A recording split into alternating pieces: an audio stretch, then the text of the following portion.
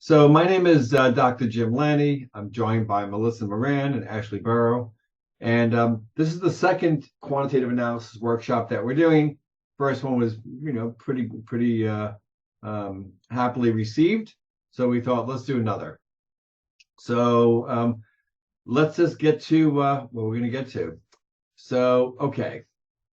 So I'm going to be demonstrating not only statistical analyses, but also the Intellectus Statistics software, which has huge benefits in terms of ease of actually doing things and then interpreted output, which is the critical aspect and aspect that people struggle with typically.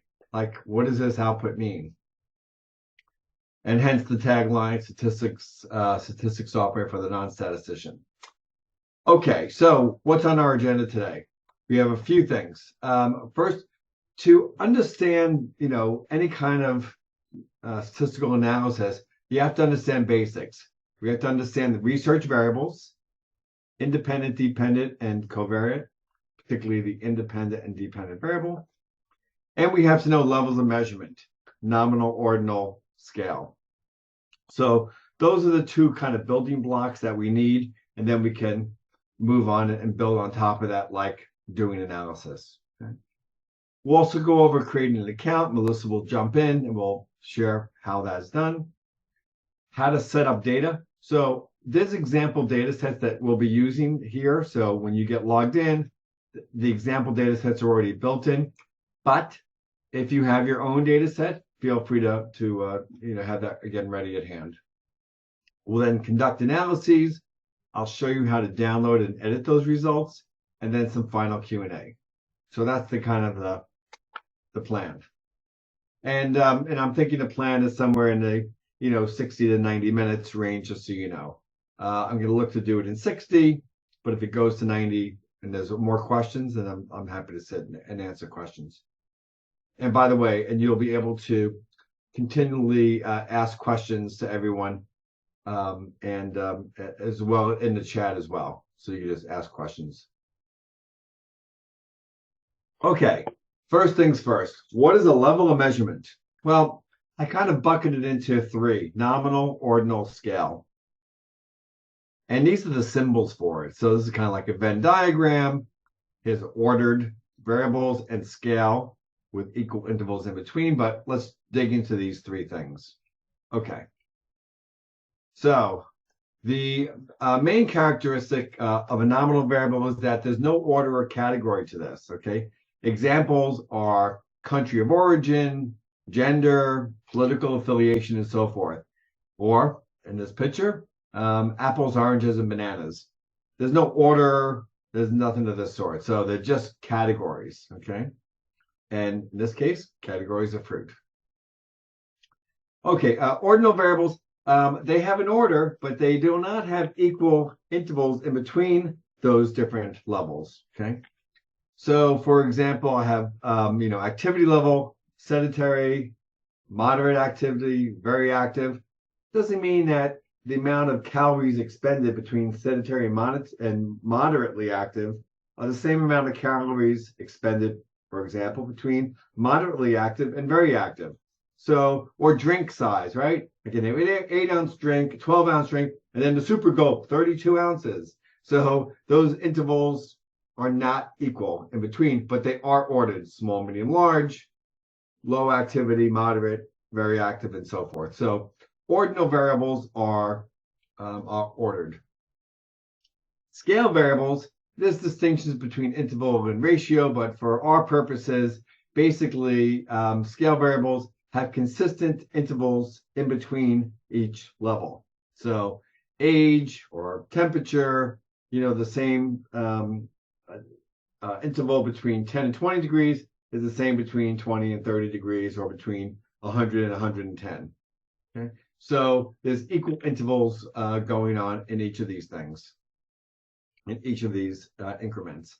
So, and really, the truth is that most of the day we're going to be dealing with nominal variables, just categories, and with scale variables. So lots and lots and lots of analyses, just dealing with these. Okay. the basics of research variables. We have a quick quiz first. Just Oh, a quick sure quiz. everybody Thank got you. Okay, it. let's get to it. See this? You're not even here for 5 minutes and already you're getting quizzed. Okay.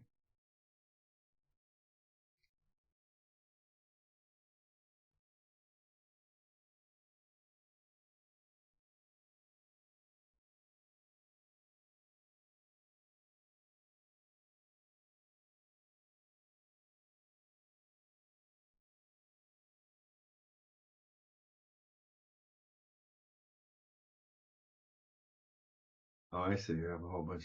Okay.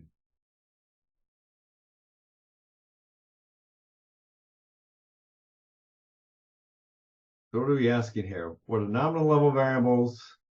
What are ordinal level variables? Okay.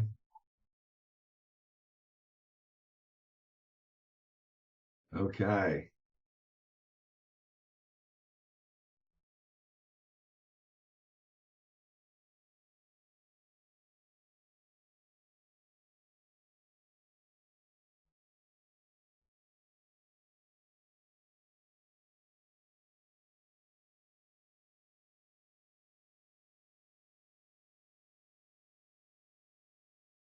All right. Just give everyone a few more minutes. Few more, another minute or so, and keep going. Okay. All right. And now, does everyone have the Melissa? Can everyone see the outcomes of this of this? Yep. Wonderful. So let's talk about this. Um, okay. So first things first. So nominal level variables, political affiliation, yes, definitely nominal, right? Republican, Democrat, Green, blah blah blah. Temperature is not. So temperature is certainly ordered, right? You can have it hotter or colder. So it's definitely, in terms of the hottest, whatever, 50 degrees, 70 degrees, 80 degrees. But if you're measuring it by degrees, it could really be scale. Sex, for sure, is nominal. And age, no, that's an ordered variable. Okay. So that can be in different orders, right? Young, modern, middle-aged, old age, or 20 years old, 21, 22.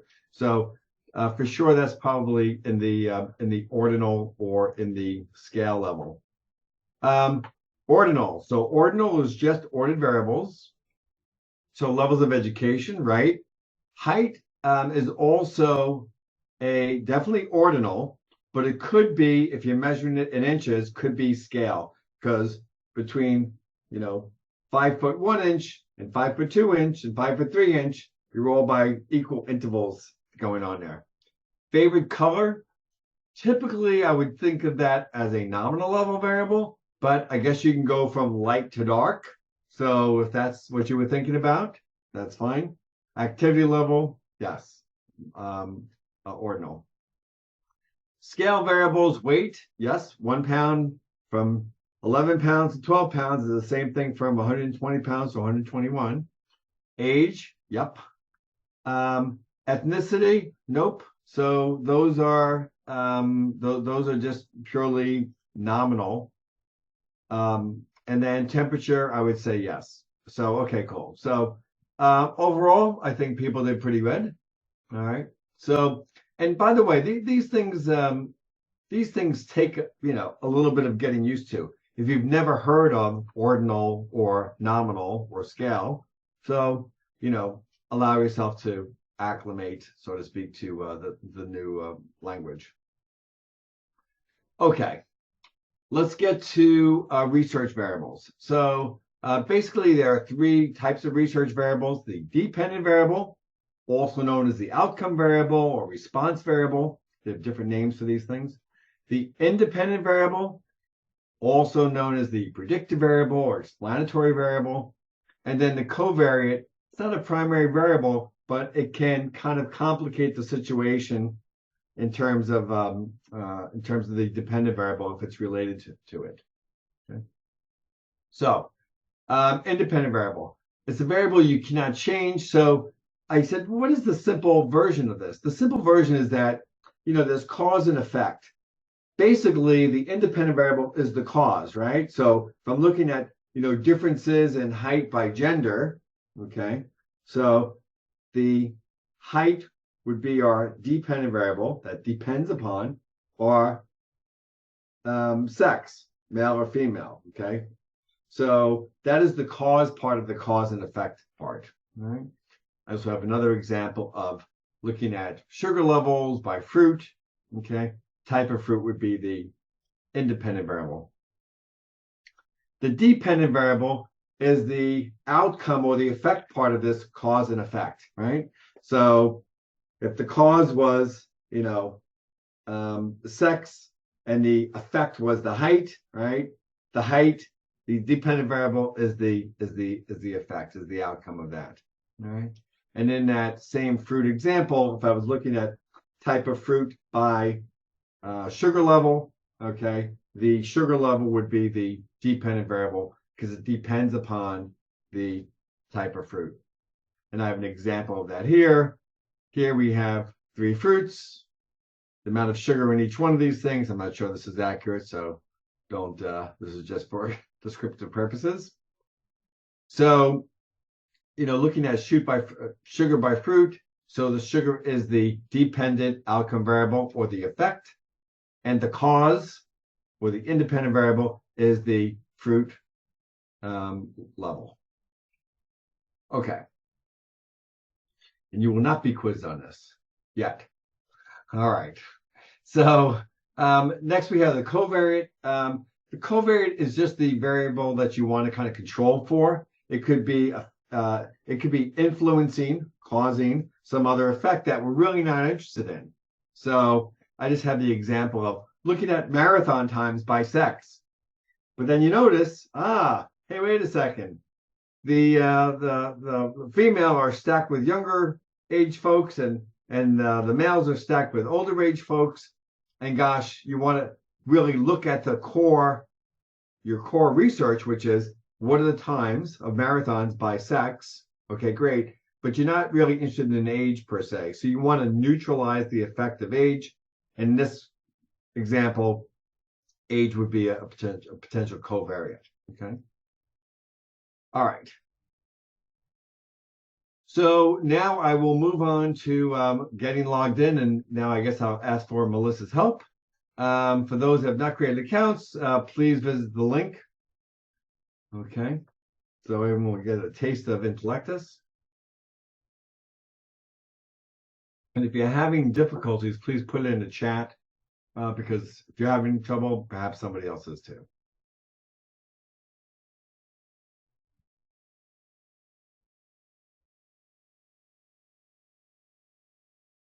Melissa, do we have a sense of the people that have logged on with that link? We can. know, I think we need to just give everybody a few minutes. You got it. Okay, got it. Okay.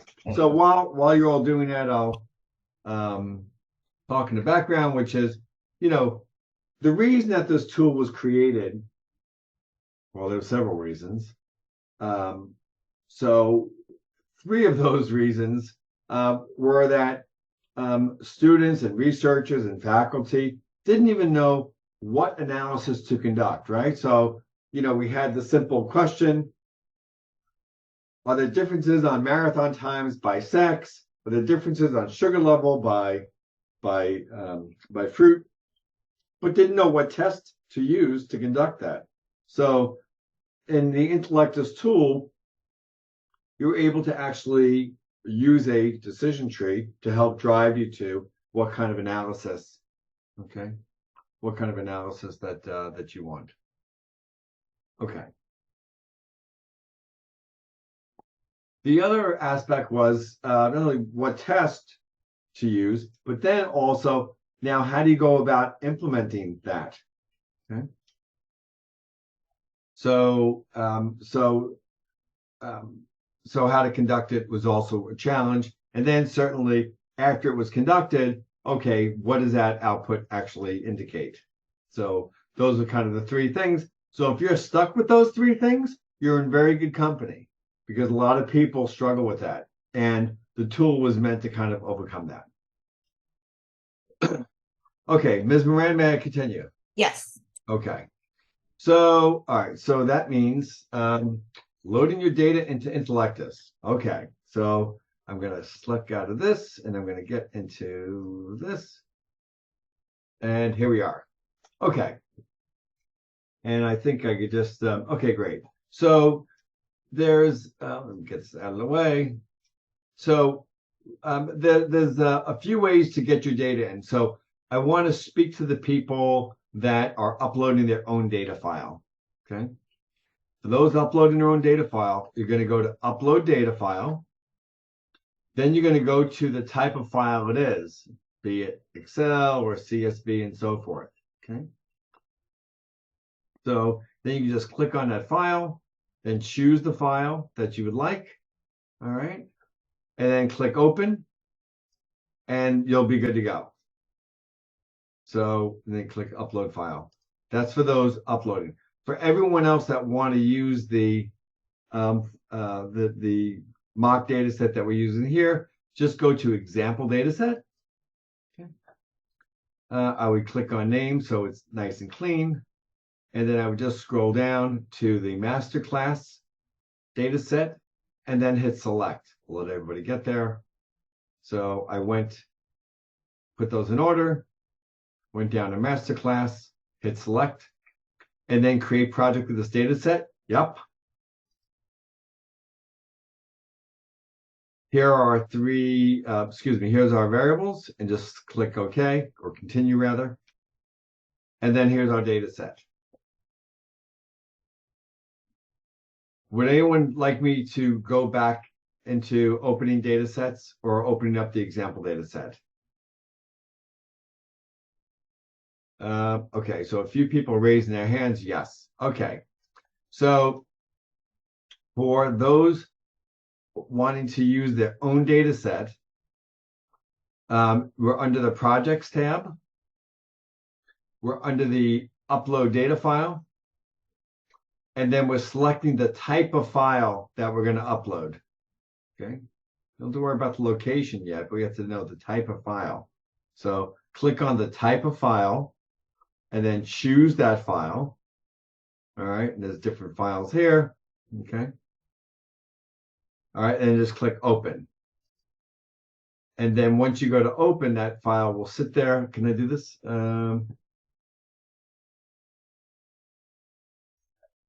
Let me just do this real quick. Hang on. Let me do something. Okay. So let's give a real example. Go to upload data file. I'm going to select a CSV file. I'm going to choose that file. In this case, the master class data file. So I select it and set open. Then once that file is loaded in there, then I'll go to upload file. This process will take a second. Just validate the levels of measurement. You could just say continue. And then you're there, okay, for your data. For everyone else, go to choose an example data set. Go down to masterclass. Okay, you go to select masterclass data set. Create a project with this data set. You can just endorse and say continue here. And we have the data file. Okay. So hopefully everyone's got their data file going. Okay. Okie dokie. So now we have age as age group. I can just peek at some of these, go to manage. So I have different age groups. Okay. Under 30, 30 to 50, over 50. I have movie type. Endgame, Shawshank Redemption, and Godfather. I have fruit. Apple, orange. Hours of sleep, which is scale, GPA pre and GPA post. So those are my 6 variables. Now we are creating a lesson for data management. As it turns out, a majority of the job of any stats job is managing that data, creating composite scores or average scores, getting rid of outliers, reverse coding variables, and so forth. All right. So, okay. So we have uploaded data into projects. We are in the management tab, and we can do some management there. And then I'm going to go right to the analyses. So I'm going to do a few things: descriptives, chi-squares, Pearson, linear regression, paired sample t-test, independent t-test, and an ANOVA. So I'll let, okay, so I'm going to run, so here are all the analyses under the analysis tab. No matter what type of test you're running, my stats teacher, Bob Newman, said, run descriptive statistics. And it took me a long time to get that lesson. You want to run descriptive statistics on your variables of interest. Why? Well, if you don't run descriptive statistics and you just jump right into your analyses, what you will inevitably find at some point is that, oh, I made a data entry error, or I put in some other symbol, and it messes up your data, but you didn't know it, okay? And then you ran the analysis, you have to go back, run descriptives, find where you made the mistake, then rerun your analysis. So if you want to save yourself some time and a little bit of frustration, run descriptives. So descriptives is here. Okay, under analyses, under descriptives. And then I'm just going to go to add and modify variables. Okay, and check all and confirm. By the way, these icons are saying what kind of level of measurement is available, because everyone knows what an ordinal, nominal, and scale variable is. So you just hit confirm. Here are our variables, and hit calculate. And here we have an APA table with our nominal and ordinal variables. Here they are here. Here's the frequency, n, and then the percent that n represents. We also have a auto drafting technology that is now starting to describe what is in that table. So here, the most frequently observed categories of age were, each one of them had a frequency of 10. For the scale variables, we have it presented in an APA table, means, standard deviations. You can see the helpful scrollovers. By the way, you can also see those scrollovers over here by clicking on that. And then all the underlines, you can scroll over to see what that symbol means. Okay, so those are descriptives. Now, by the way, so if we know that we have 30 people in here, okay, it looks like we have 30 folks. If you saw 29, you'd say, hey, wait a second, and maybe go back to that individual. So that's the usefulness of descriptive statistics. Okay, let's run a chi-square test. And a chi-square test is a non-parametric test. Okay. By the way, this is, so when I scroll over it, this test, it tells you what that test does. Compares basically frequencies of two nominal variables. So let's click on it, and we're going to select data from my data set, and we're going to go to movies and age group. Age group and movies. So let me just go ahead and run this. So it's basically asking the question, is the movie selection and the age group, are these independent things or are they related to each other? That is, maybe older people like The Godfather, maybe younger people like Endgame. Okay, so they're either related variables or they're separate variables or independent from each other. So I should note here too that in each of these boxes, we also have a video tutorial. So that's just a quick 3-minute, how do you do it? Since I'm here, okay, I also have a drop down of how a research question and hypothesis may be phrased. Okay. So I'm seeing if movie and good catch there, Patrick. Okay, you're right. I put the wrong variable in there. So age group and movie. Okay. So hit calculate. So the chi-square has assumptions. You can read through that. Okay. But I want to get to this table here. This table here is showing the age groups and the movies. What's here is the observed out of our 30 folks, 30 participants, we had 7 people who were under 30 and liked the end game the best.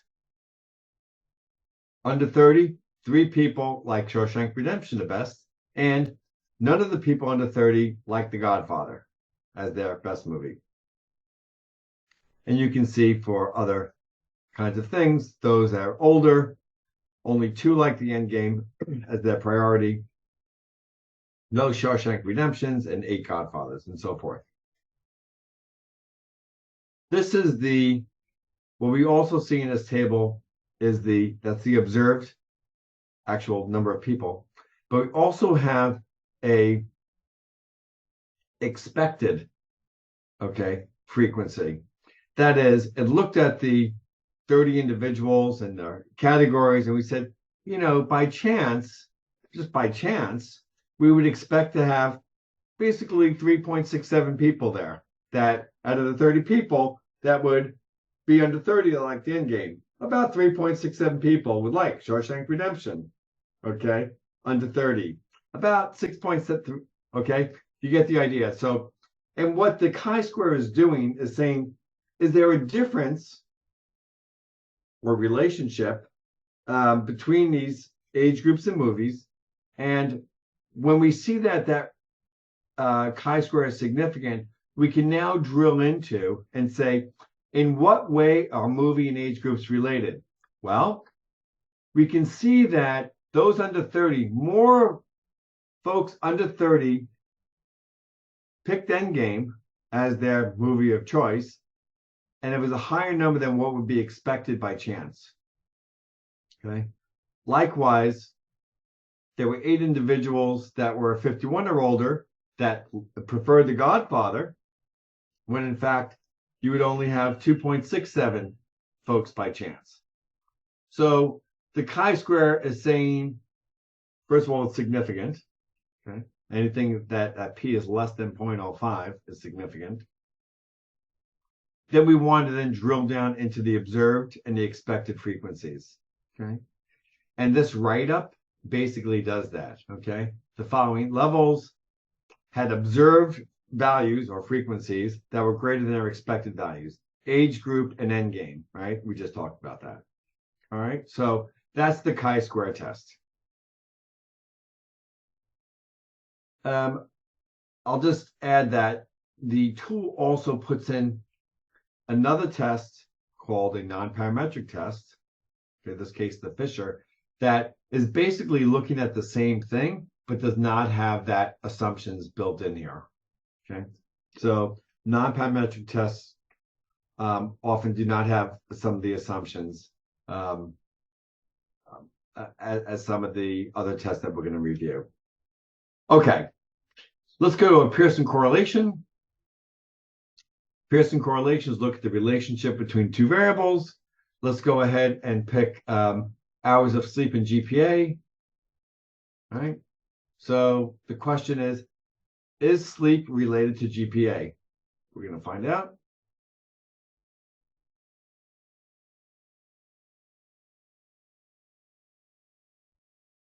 It has an assumption, and we'll just peek at this table. And this is the correlation coefficient, the Pearson correlation coefficient. Here are the significance levels over here. Again, anything less than 0.05 we consider statistically significant. And here we can see, so correlations have two aspects to it. They have a magnitude, that is how big is the number between -1 through 0 to +1. So how big is that number? And then the direction, is it positive or negative? So here we can see the magnitudes are, I would say, moderate or strong. Okay?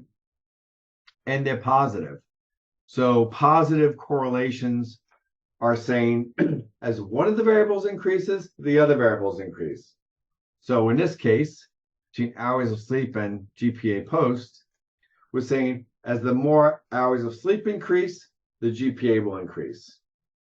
Likewise, it can be said when hours of sleep decrease, GPA will decrease. So they are correlated variables. And this write-up discusses that. So let's just look at one. A positive correlation was observed between hours of sleep and GPA post. Okay. This suggests that as hours of sleep increase, GPA post tends to increase. So what's happening here? So again, we have a positive, significant correlation, and we're also explaining what that correlation indicates. So for all of these other tests, the write-up will describe what that correlation or test result means, right? Because I said one of those three things that people struggle with is, what does it mean? That tells you what it means. Okay. Let's go to linear regression after that.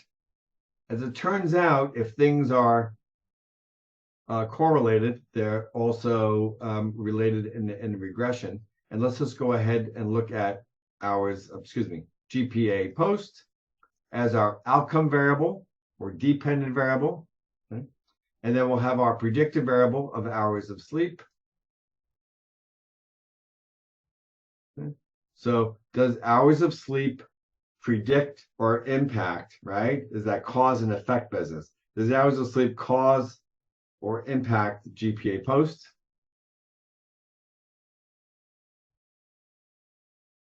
Okay. In the regression, we have assumptions. I'm not going to go through the assumptions. Know that there are assumptions, normality, homoscedasticity. This write-up helps you understand whether or not that assumption was met. That plot and scroll over tells you whether or not that assumption was met. Outlier analyses, okay, and then the results. So let's get to the results. So really, we're just looking at this last line here. So we can see, first of all, that P is statistically significant. Okay, so there's really three aspects to these regressions. One is the model significant? That is, if I had several variables, or in this case, one variable, is that model significant? Okay. And here we could say, hey, the model was significant. So that's one piece of it, because that P is less than 0.05. And by the way, that's how you can start to write that up. You have to put all this templatized stuff in your own voice, but it's starting to draft it for you. So one piece is the model significant? Does our sleep do a good job of predicting post GPA? The answer is yeah, it does. Part of the answer. The second part of the regressions is this R square, okay? All right. So basically the R square says, out of all the reasons why GPA can vary, what percent of those reasons can be accounted for by sleep? In this particular data set, about 14.76%. Okay, so that's good, right? We're getting some insight into what's driving GPA post sleep is, okay, hours of sleep.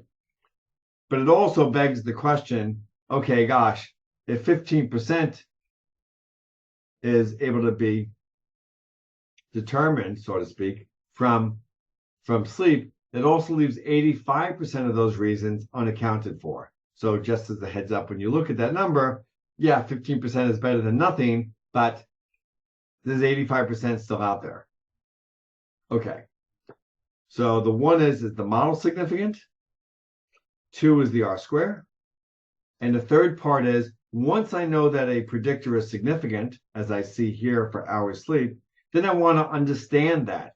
In what way is hours sleep impacting GPA? Well, we can see here that hours sleep predicts GPA. Okay, we knew that already. Okay. Well, we knew that from down here. Then here's the interpretation of that. Okay. This indicates that on average, a 1 unit increase in hours of sleep or hours sleep will increase the GPA score by 0.11 units. Okay. So by 1 extra hour of sleep, that GPA, if I was at 2, now it's at 2.11. All right. So it's in a positive direction. All right. And then you can see the magnitude of the increase there. Okay. So I'm going to continue. What I'm going to do is do the other 3 analyses and then open questions to each one of these things. Okay. Okay. So let's do a two-paired t-test. Okay.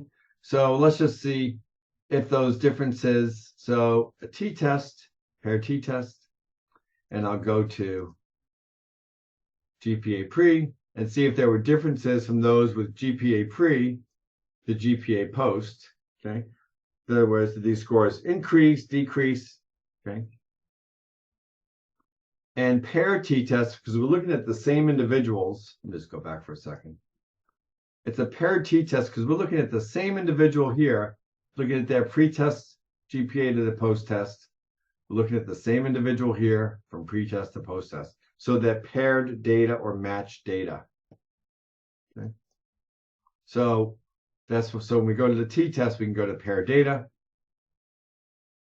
And Melissa, I'll handle all these questions easy after too that come down the pike, and happy to grab all of these. Okay, so let's look at GPA pre to GPA post. By the way, notice the level of measurement that's required. Okay. Alrighty, so as with many of the other tests, there's different assumptions to be had. It runs it and interprets that assumption. Here are the results. Let's just look at the plot. So here we can see that it looks like the GPA post increased, right, from about 275. I'll tell you exactly, from 2.80 to 3.5. All right. Here's our APA table, and we can see that GPA pre to GPA post.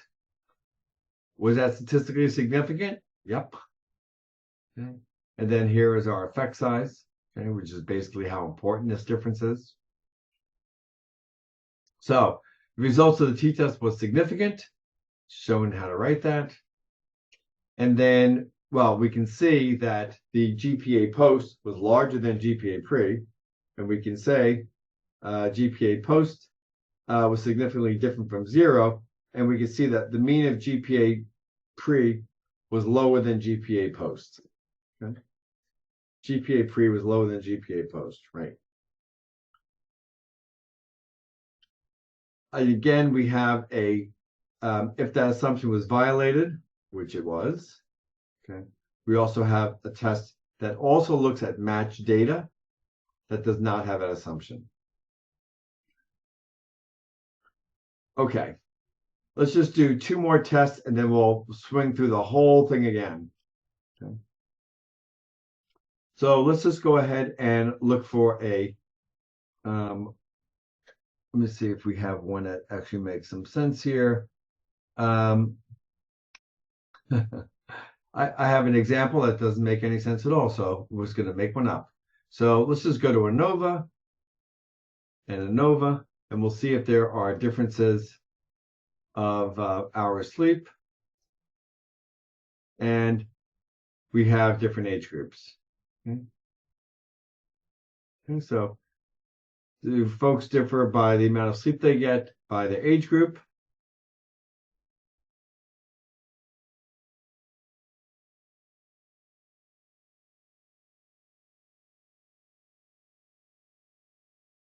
again, assumptions, assumptions, assumptions, and here's the results. We can see in this table that there are differences, statistical differences on sleep by age group, as the table highlights. Once we know that there is a statistical difference, and here we can see that it looks like the older you are, the more sleep you're getting. Once we know that that's significant, the real question we're asking, though, is not are there differences on sleep by age group? We want to know that, okay? But we want to know something more, which is, do these guys get less sleep than these guys? Do these guys get less than these guys? Do these guys get less than these guys? Is that a reliable difference going on there, or is that just kind of by chance? So to do that, ANOVAs have what's called a post hoc test. And a post hoc test is basically doing t-tests between these guys to see if there are differences.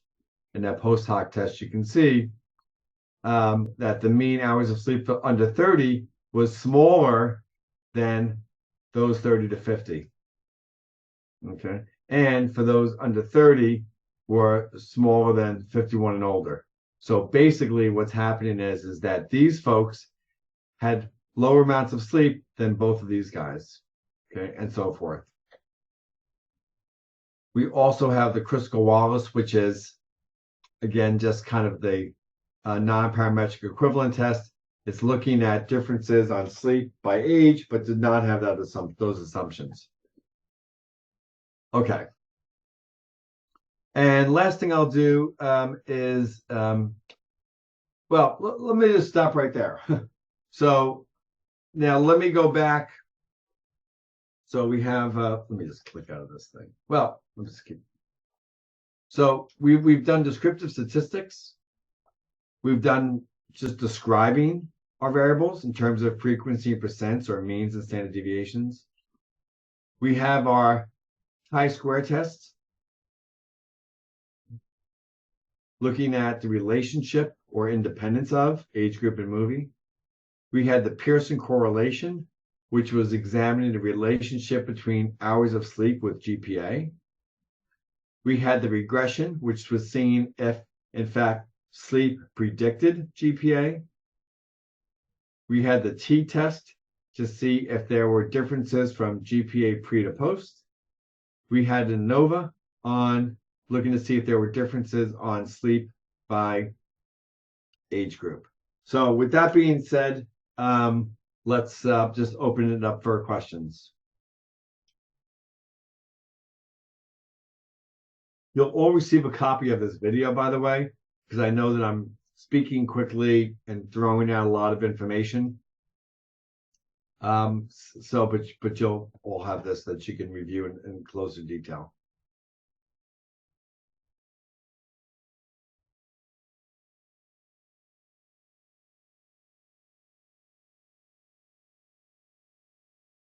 While you're all pondering, if there's any questions here, let me just highlight a couple of other things in here. So there's a decision tree, as I say, to help you get to the type of analysis over here. I want to predict an outcome at scale. I'm doing a linear regression.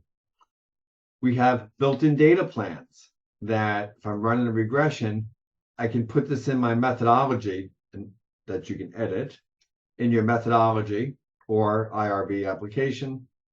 We have a power analysis to help you determine the sample size necessary or desired for a particular test. We have consulting sessions. They have low-cost group consulting. It's about $50 a session.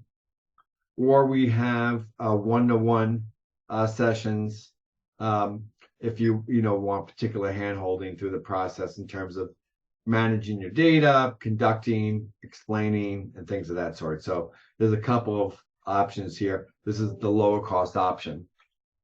Okay. We also have reference manual here, built-in videos here, and so forth. I'll note, I don't know how many of you are all faculty. Faculty will get free training on this. So whether you're doing your own research, we're happy to get you trained up for that. Okay, so I have a question. So yeah, a couple questions here. Where did you come up with 1 unit hour of sleep? That's a good question. So let me just stay with that for a second. So that's in the regression. So when I'm going to interpret the impact of sleep on post GPA, I'm just selecting 1 unit. Okay, so there's not 1 hour of sleep or 5 hours of sleep. It's saying for each hour of sleep, GPA will increase by 0.11. So it's not saying how many. Now, I could actually put in the number of hours of sleep here and estimate people's GPA. All right. So, but one isn't hard and fast. It's just as an example of how are these GPA and sleep related. Okay. Can we see an example of mediation moderation? In SPSS, one needs process. It's cumbersome. Yep. Just quickly, I'll just say we have mediation moderation. We have basically that. So yeah, you don't have to like upload syntax and so forth in this tool. You just simply, click on the type of analysis, put in the DV, put in the IV, put in the potential mediator. So this is really, well, I'll just run it real quick. So this test, and there's a whole bunch of them. This test is really doing this. It's saying, does GPA predict GPA post, and is that explained by hours of sleep? And I won't go through all the assumptions or the tables, but I will say that GPA, the average direct effect was not significant. GPA pre did not predict GPA post directly here. The indirect effects, so let me just get here. So mediation was examined, blah, blah, blah. The results, okay, regression model, okay. So, all right, so here, the direct effect of GPA pre to post was not significant. Okay, you can see that's less. And then the indirect effect, the average indirect effect of GPA pre on post through sleep was not significant. So therefore, mediation was not supported in this model. So, but I invite you to look at all of those different models here. Okay, that is much easier built in. The assumptions are built in. The APA tables are built in. The interpretation is built in. So you'll be happy. Copy of the software, Ashley and Melissa will help you with that. So when the regression suggests 50% of the variance in GPA explained by hours of sleep, does that suggest that 85% of the variance is due to other independent variables? Yes, it does. So not the variables that I've listed in my mock data set, like fruit or these other things, but I don't understand how the R-squared calculation is made. So I don't have the math on the top of my head about how that R-square is calculated.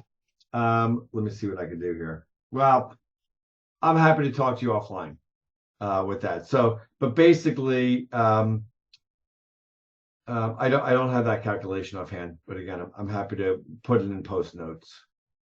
Okay.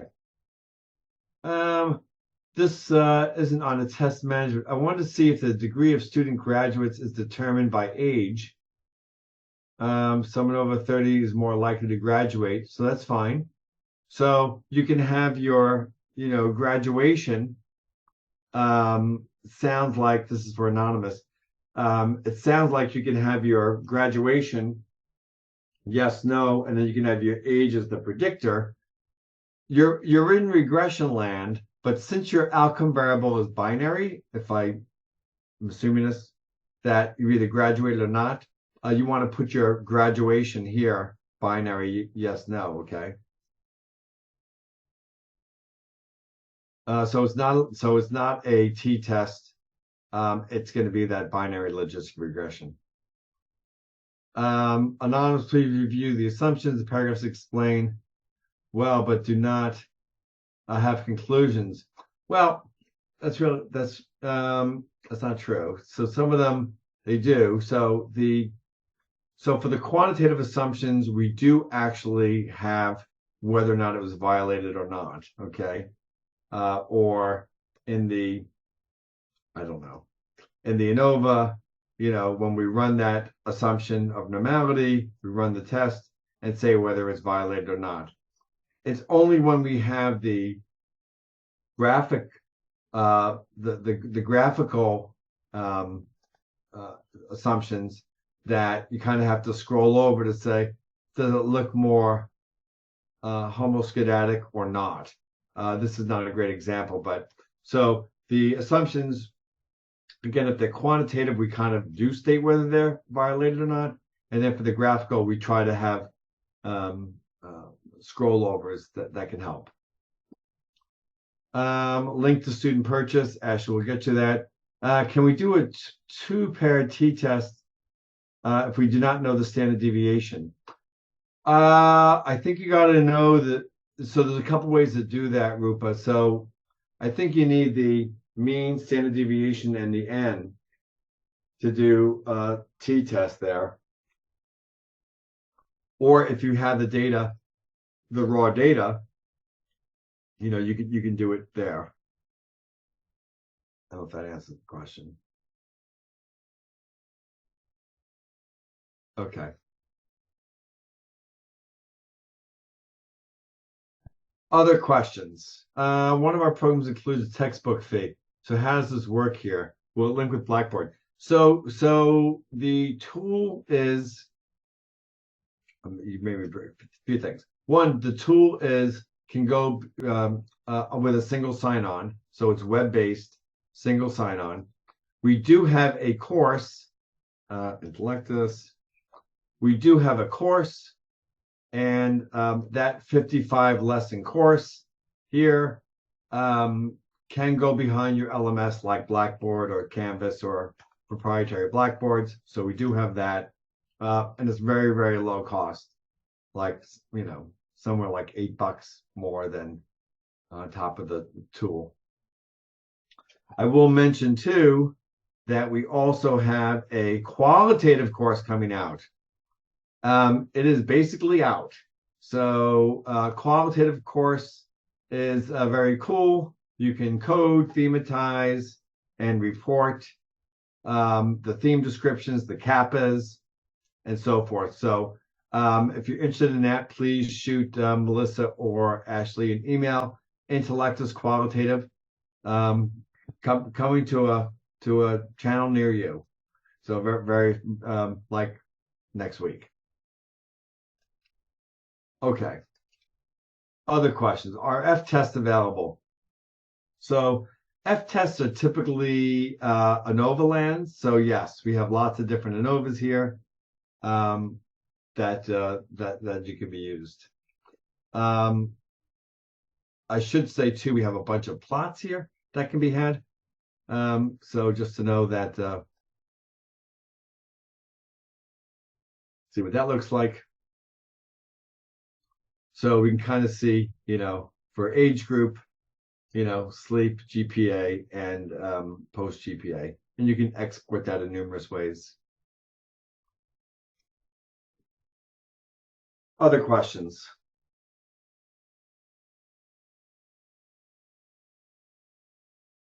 You are very welcome.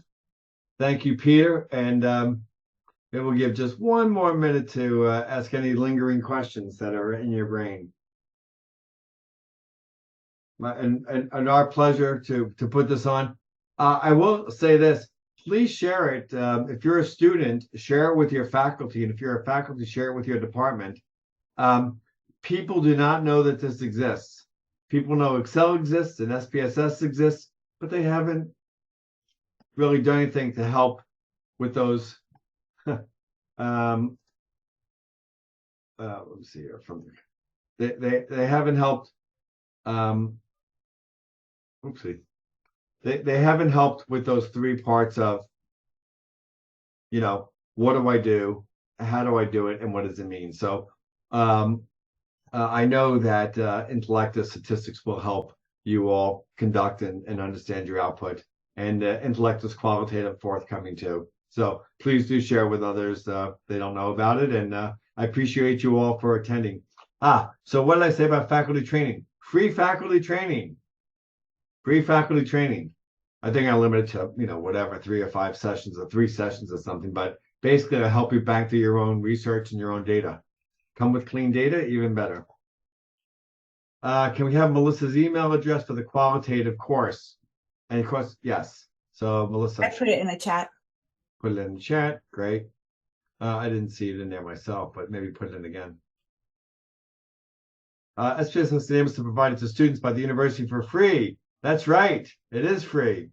Therefore, to adopt new software, it would be most practical to sell a license to the university. Can it work that way? Absolutely.